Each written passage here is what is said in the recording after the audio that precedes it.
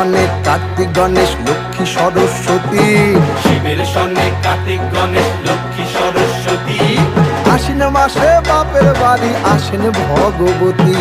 আশ্বিন মাসে বাপের বাড়ি আসেন ভগবতী। বলো গৌরী এলো দেখে জালো, গৌরী এলো দেখে জালো, গৌরী এলো দেখে জালো, গৌরী এলো দেখে জালো। ভবের ভবানী আমার ভবন করিল আলো, গৌরী এলো দেখে জালো, গৌরী এলো দেখে জালো।